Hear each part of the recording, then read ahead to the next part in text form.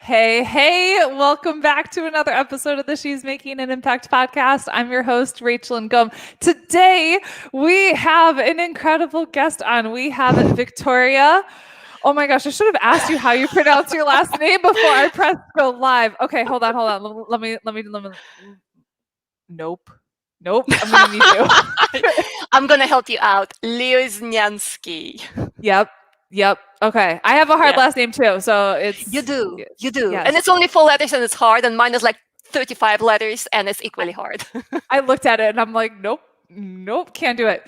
Well, Victoria, I'm so happy you're here. So Victoria teaches introverted entrepreneurs and business professionals how to overcome their fear of public speaking and become confident, compelling, and captivating speakers. Taking her own experiences going from scared to sought after speaker, Victoria found a brilliant Speakers Academy, an online public speaking coaching program.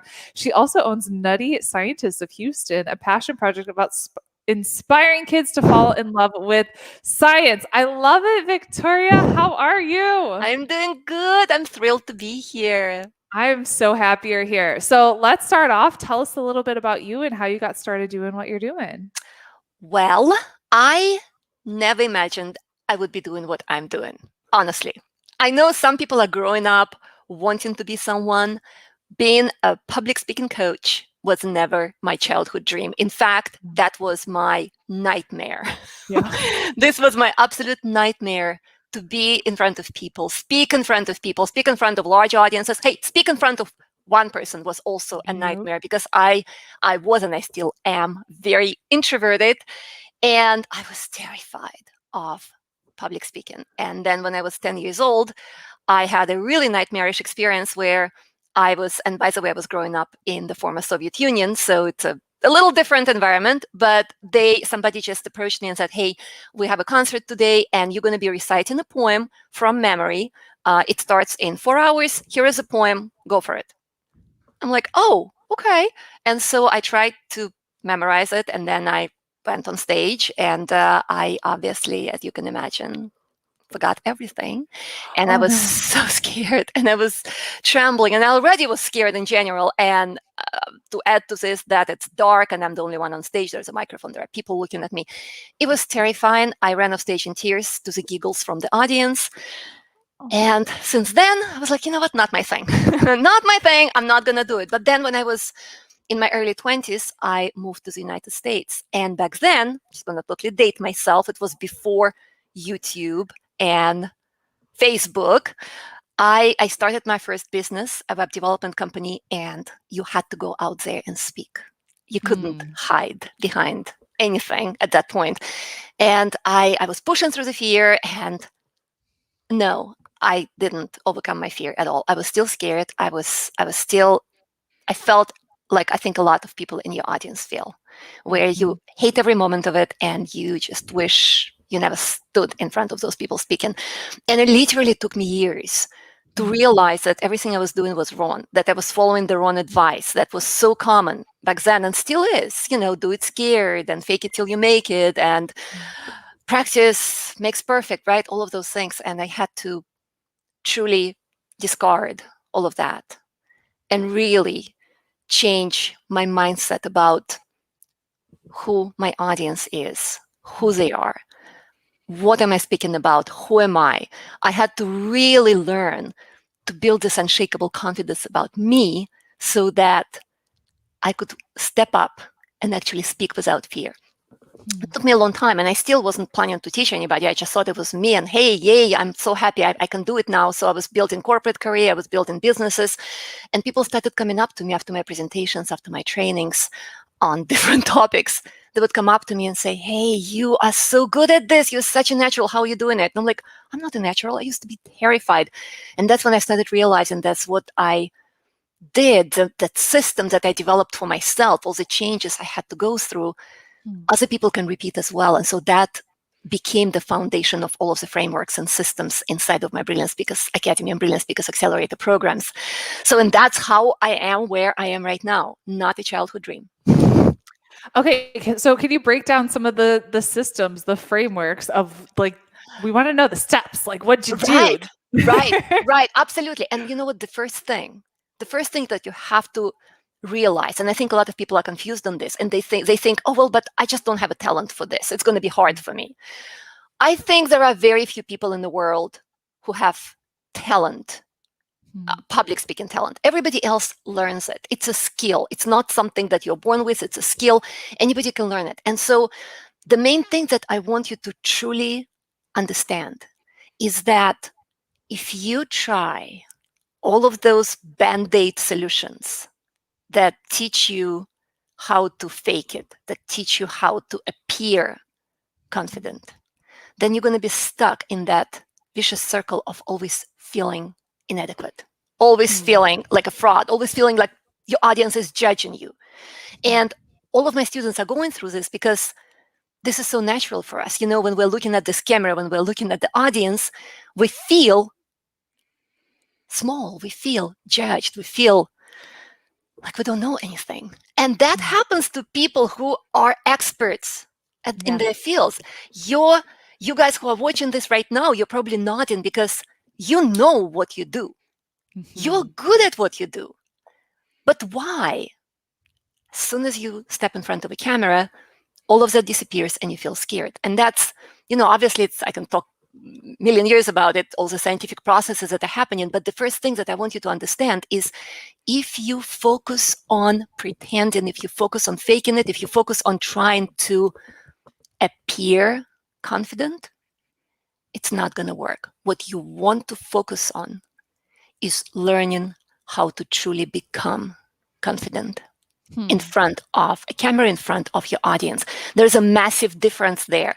And I don't want you to fall prey to those solutions that say, oh, well, yeah, let's just fake it till we make it. Because you are already enough. You don't need to fake it.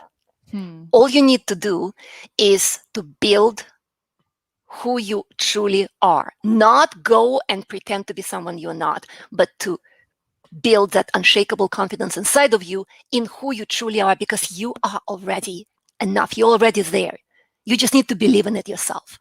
But the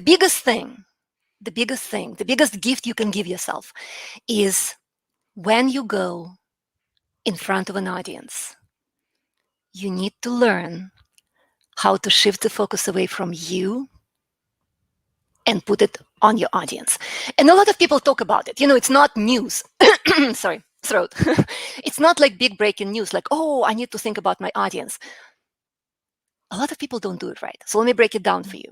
If you have ever heard this advice, oh, you need to shift the focus to your audience, what you may be doing wrong is you are going in front of a camera or in front of people. You're looking at that camera and you're like, I'm going to think about my audience. Ooh, I wonder what they're thinking of me. That is not thinking about your audience. When you're standing there trying to figure out how your audience feels about you, you are going right back into that mindset of, who am I? I'm not good enough. And as soon as you go back into that mindset, as you already know, it's very hard to jump out of it, because then your brain starts sending those fear signals to your body, the physical fear signals to your body. And that's when you feel sweaty, you're red, your mind becomes foggy, you're gone. So you can't go into that mindset of, who am I?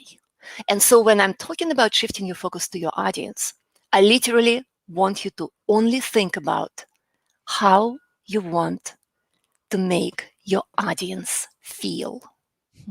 Not feel about you. You are not a part of that equation. You don't exist. You're just a messenger who is bringing whatever you need to talk about to that audience. How do you want to make them feel? And when you stay focused on that, things begin to shift. And the way you stay focused on that is you don't allow your brain, even for a split second, to assess how you feel, to assess what they think about you, to assess how do I look? Or let me go check my camera. Oh, okay, no, I don't like how I look. You can't go into that. You stay focused on every sentence out of your mouth that it's structured in a way that benefits your audience the most. What can I say to benefit my audience the most? What can I say to make them feel a certain way? Whatever you're trying to make them feel, how do you want to make them feel? Do you want to make them feel inspired? Do you want to make them feel motivated? Do you want to make them feel frustrated about how they live right now? Whatever you're trying to do, it's not about you, it's about them. You are a giver, not a receiver. And so every single sentence out of your mouth becomes something that benefits your audience. And when your brain stays focused on that, it doesn't have the opportunity to go back into, oh, how do I look right now? Right? Your brain cannot really think about two big things at a time. It either focuses on what you're saying and on your audience, truly focuses on your audience, or it goes back into assessing you.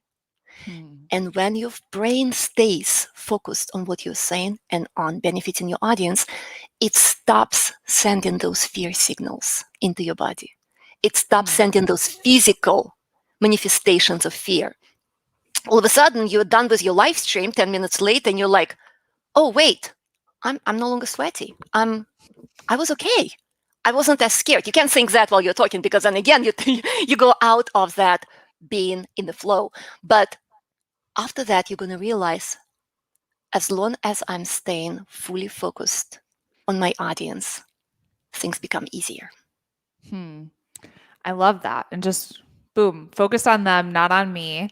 What are some other mistakes that you see public speakers, or just let's not even call ourselves public speakers. No. Let's say we're entrepreneurs that have a Entrepreneurs. message. We're entrepreneurs that have a message that want to make a greater impact in the world. And we do public speaking and we do lives, and that's how we get our message out to reach more people. What are some mistakes that you see we might be making? We do tend to self-sabotage ourselves quite a lot. And some of the biggest mistakes actually come from some of the biggest advice, obviously, because that advice that has been going on for years, oh, just, fake it till you make it, right? The way most people interpret that advice is that, well, I'm not enough as is. Let me pretend to be somebody you're not. The thing is, if you are an entrepreneur, let's say you are a coach, and let's say you are a beginning coach. You just started your business, you don't have a lot of clients. You feel inadequate because you're not as far along as some of the other coaches in the industry who have millions of people in their audience. You feel inadequate. You feel like a fraud in a way when you're doing your live streams. And that's where that fear comes from. And so what I want to remind you, there is an audience for every single person. There is an audience for every coach. There is an audience for every entrepreneur. Your audience, the one that's going to be attracted to you, will be attracted to you because you are a newer coach. Because you are only 10 steps ahead of where they are. You didn't, let's say you're coaching how to build a business. You built a small business. You didn't build a eight-figure business in 20 years. You are not that kind of a coach. You're a coach who just built a small but solid business. You're teaching others. They may want to be where you are. They connect to where you are. They may not even connect to that coach who is so far removed that they don't even remember the first steps. But your audience may be attracted to you because of that very reason. So you have to trust that where you are is enough. You cannot fake it to try and appear someone you're not, to try and appear a bigger business just for the sake of people liking you more. Because what's going to happen is you're going to lose people who would be your ideal clients. Yep. And you're going to attract someone who is a mess, who is not your client at all. And then you're going to regret. Even if you booked them, you're going to regret working with them. Totally. So it's right. I mean, we can all relate to that. So I hear it like, but I don't know enough. Or another thing I hear all the time, and that's a really big self-sabotaging mistake, is, but everything has been said. There's nothing new under the sun. There is not. What can I add to the conversation? What am I going to be doing live streams about? So let's say you're a health coach, right? That because we can all relate to that industry easily. I'm a health coach. I'm teaching people how to lose 20 pounds and how to live a healthy lifestyle. What can I say? I mean, everybody knows already because other coaches already said it a million times. Well, Okay, so you will say the same things. But here is the deal, and this is why it is a self-sabotaging mistake when you tell yourself, I cannot add anything new. Yes, you can. Here is how. You are completely unique. You have your own experiences, your own education, your own examples, your own clients that you worked with. Or even if you are brand new, you don't have clients, you have yourself. You have your own experiences. You have your own stories. You have your own anecdotes. So you may be saying a similar thing to other coaches. Maybe you are saying, well, don't eat after 7 p.m., which maybe everybody says that. I'm not in the health industry, as you can tell. But maybe everybody says that. But you're going to say it differently. You don't eat after 7 p.m. is going to be said from your point of view. You're going to add your own anecdotes to it. You're going to add your own fun stories. You're going to make it your own. Even though the message is the same, it's going to sound different. And what's more important, it's going to resonate differently with your audience. Because the way you say it may resonate with these people. And the way I say exactly the same thing is going to resonate with those people. And if you have abundance mindset, which you should, there are enough people for all of us. But you are going to be attracting the people who are actually perfect for you. So you don't need to think, I don't know enough because I'm new, or everything has been said, what can I add? You are enough with your level of expertise, your level of experience, and that is plenty. So that's one of the biggest self-sabotaging mistakes I see specifically coaches make. But then another one, which I think a lot of us make, I've definitely made that one many, many times, is the famous practice makes perfect. Yeah. Here's a problem with it. Not that I don't believe in practice. I mean, I'm a big believer in practice, but I'm a big believer in practicing the right things. Here is what's going to happen. Again, you probably can relate to that if you've ever seen piano. You know how when people play piano well, their fingers around it, they're doing it right. Well, what if nobody ever taught you piano and you just decided to learn it yourself and you really didn't know how to play it well and you were playing with, straight fingers? You will learn to play somehow. It will never be good. But because you practice and practice and practice, now your straight, non-flexible fingers became a habit. That's going to be a lot harder to break versus if you did it right to begin with. Here is how it applies. When you feel scared and people tell you, oh, it doesn't matter that you feel scared, push through fear, just do it scared. Just go and practice and practice and practice. Practice makes perfect. And you go and do your live streams and you're terrified the whole time. And you do the next live stream, you're terrified again. All you're thinking about is, oh my gosh, I'm so scared. Oh my gosh, they're judging me. Oh, somebody's about to put something in the comment that's going to be like, you suck, and they'll leave. And it's like, and you're like sitting there thinking that, and you continue, but people say practice. So you continue doing it. You continue pushing through fear. So what happens is you may get marginally better, but what's going to happen is you're going to build a habit of speaking scared, of speaking while feeling inadequate. It becomes a habit. I met people who do presentations at work, and they do presentations once a month, and they've been doing them for years, and they're still uncomfortable, they're still anxious, they still don't feel like they're connecting. Because if you're doing something wrong, all you're creating is a habit of doing it wrong. Does that make sense? So until you know how to practice it right, which is obviously what I teach, all you're doing is you're developing that habit. And that's why it was so hard for me as well when I was in my 20s to feel confident, because I also, just like many of you, I got into that habit of speaking scared, and I kind of felt that that's how you're supposed to feel, terrified the whole time. And those of you who are anxious about speaking, you understand how it feels, you know what it means. So be very careful with practice makes perfect. Make sure that you're not developing a habit of being scared. Got it. How do you get started?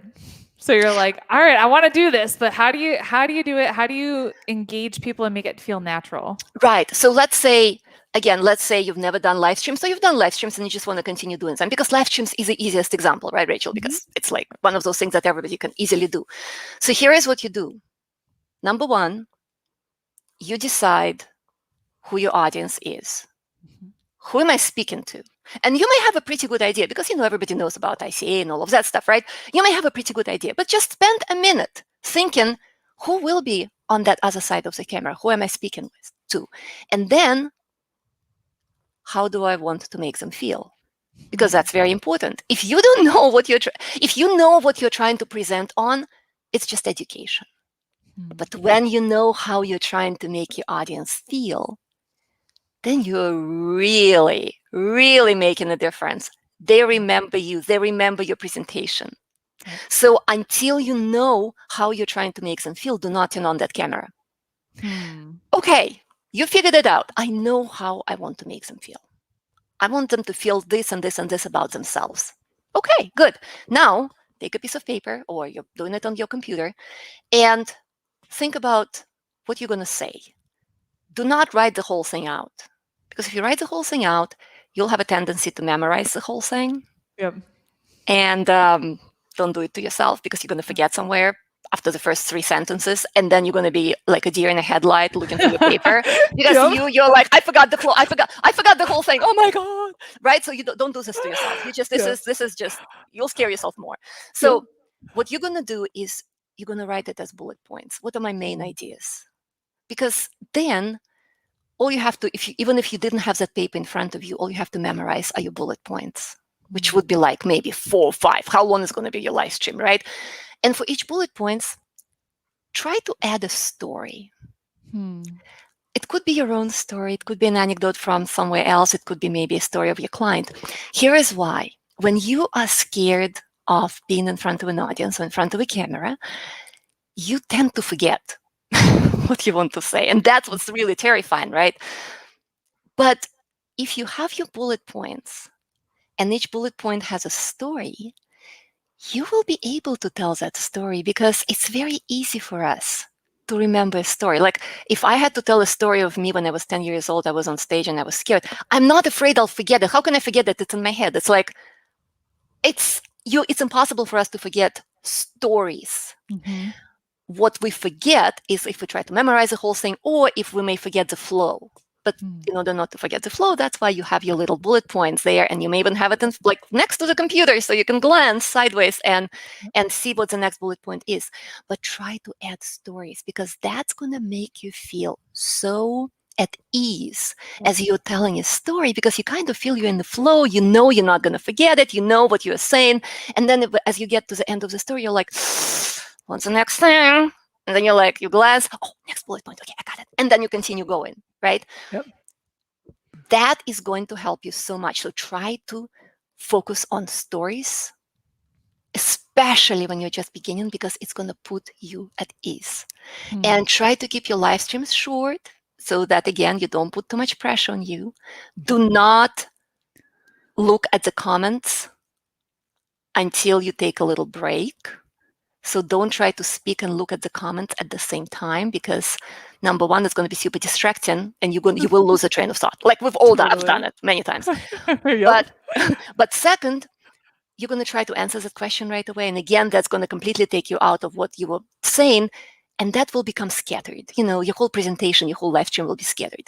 So if you decide that, what I would recommend is that you go through all of your bullet points. You go through your whole little mini presentation that you mapped out in your head, and you keep on thinking the whole time, right? How am I making them feel? You're focused on your audience, what we've talked about before.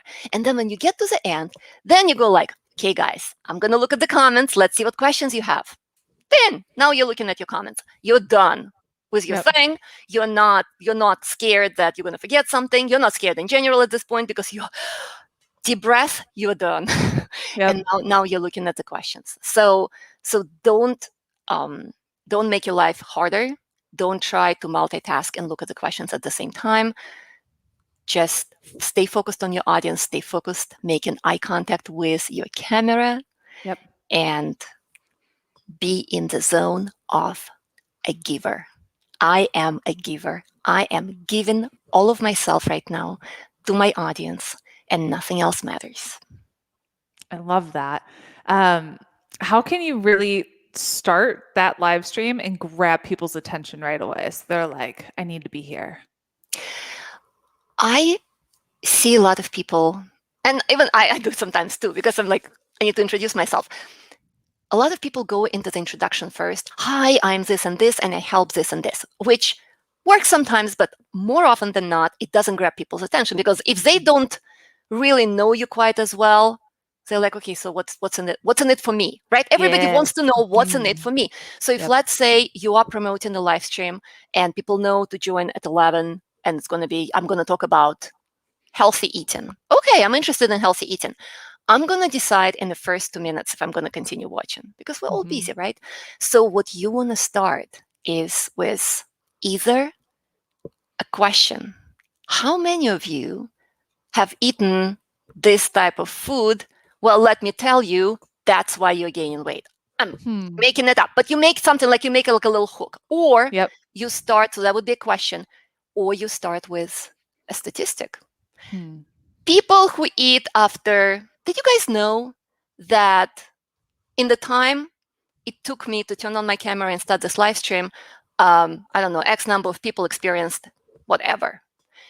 You can start with a story, which is the most powerful thing, because you're going to grab people right away, especially if that story, it has to be relatable to what people are here for. So you may start with a story, and that could be your story. It could be a client story, maybe it's your story, and you just start by saying, by literally taking them into the story right away in present tense. I'm standing on stage. I'm looking in the microphone.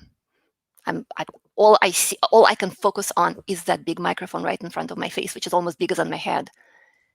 And there are people there, and it's dark, and I'm shaking and sweaty, and my knees are buckling. And I don't have a single thought in my head. I'm frozen in space. I am supposed to deliver a poem. I don't remember a word. And I'm 10. If I started it like this, knowing that my audience would relate to this, they would be watching. I leaned in a little bit. I was like, you're like, oh, and then you leave them on a cliffhanger. And then you go, well, for those of you who don't know me, I'm Victoria Lioznyansky, and blah, blah, blah, blah, blah. I know you're curious to know what happened. I'm going to tell you what happened in just a second. But first of all, let me ask you guys, and you can tell me in the comments. Now, I'm not going to look in the comments right away, but tell me in the comments, how many of you are afraid of public speaking, right? Then you begin that conversation. And probably one of the most things that I forgot to say, which is very important for me to say, is that don't treat your live streams or any other presentations as a lecture. This is not, or don't even treat them as presentations. It's just the word we use, presentations. You're not presenting. What you're doing is you're having a conversation with your audience. You are having a conversation. You cannot hear them because they are on the other side of that camera, but they can use comments to converse with you, or you imagine them nodding their head, leaning in closer, smiling, laughing. You imagine that you are actually having a conversation. And when you are in this mindset of, we're just chatting, I'm having a conversation, and all my focus is on how you feel as a result of this conversation, that's when the magic happens. Oh, that's good. I love it. Any routines or rituals that you have before you jump on stage? Not anymore. And I'll tell you why. Because the way I teach and the way I lived through this and the way I experienced it, my goal was always not to appear confident. My goal was always to feel confident. And so now it became a habit. And that's another thing that I teach, and we just don't have time to go into this, but I teach how to turn on that confidence switch, how to turn it on when needed, so that you don't need to be confident 24/7. You don't need to be this, super confident person, which none of us are. But when it matters, when you are walking into that meeting, when you're turning on that camera, when you're stepping on that stage, you know how to turn on that confidence switch. And so I don't have a routine anymore because I made it a habit. And that's what I teach, how you make it a habit that anytime the camera turns on, I am in that mindset of a confident, passionate, giving person who is speaking to my audience. I don't need, and like, I don't need to go through a special routine just because I know how to do it instantaneously and I'm there. Does it make sense? Yeah. But I do believe that there's something very simple and very quick that you can do right away, okay? And that is take a few deep breaths, which is you're probably already doing it because you're scared and you're like hyperventilating, but try to just take a couple of really slow, deep breath. Now, it's not magical in any way, but what it does, it really helps your heart to slow down just tiny bit. Just give you just that sense of calm. And the next thing you're going to do after you take this 3 breath, you're going to smile. You're going to smile, even though you may not feel like smiling at all. You feel like crying. Yeah. You're going to smile and you're going to try to appear as truly smiling as possible, because what happens is our muscles, we have a muscle memory. Our muscles remember that when we smile, that makes us feel a certain way. And it's not going to magically make you feel happy, but it's going to give you just tiny bit of a nudge towards happiness. Yeah. And for now, if you were doing a live stream today, if you apply everything that I already talked about and add those couple of things, you're going to feel calmer. You will. Yeah. Awesome. What's one of the best books you've read? One of my favorite books, which I read 20 years ago, is E-Myth Revisited. And I would highly recommend it to all entrepreneurs. And it hasn't, the advice that Michael Gerber gives on it, I don't think it's dated in any way or form still. You still can apply it to any business. And I've built businesses. I read it when I was building my first business. I'm on my business number 4. And ever since I made my mistakes in the first business and read the book, and I'm like, oh, I understand now.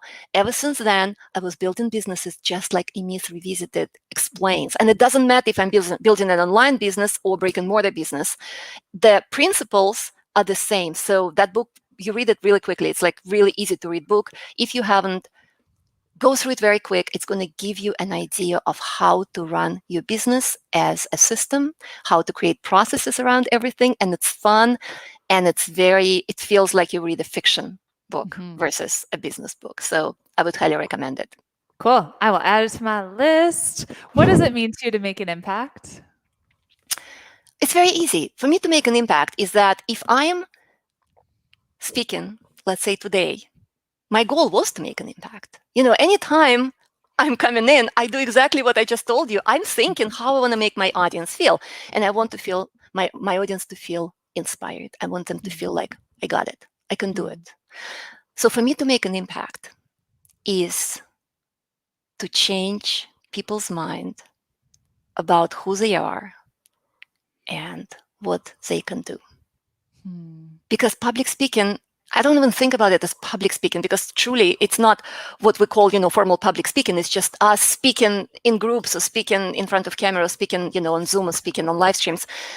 For me, it's just the first step of I am teaching you how to do it so that you can be better at it, so that you can go and continue making impact in the world. And so for me, impact is that I am making you believe in yourself. I'm making you more confident so that you can go out there and change the world. So for me, that's really, really important. I love that. Victoria, where can we connect with you? The best place to find me is my website, www.byvictorial, for Lioznyansky. You don't have to spell my last name. Amazing. Right? byvictorial.com. I have some free training there. I have lots of videos that you guys can watch. And of course, I would love to invite you to apply for my Brilliant Speakers Accelerator program. Amazing. Victoria, thank you so much for being on the show. I really appreciate you and can't wait for our audience to apply your tips and strategies so they can be more confident speakers. So thank you for being on the show. Thank you and good luck to you guys.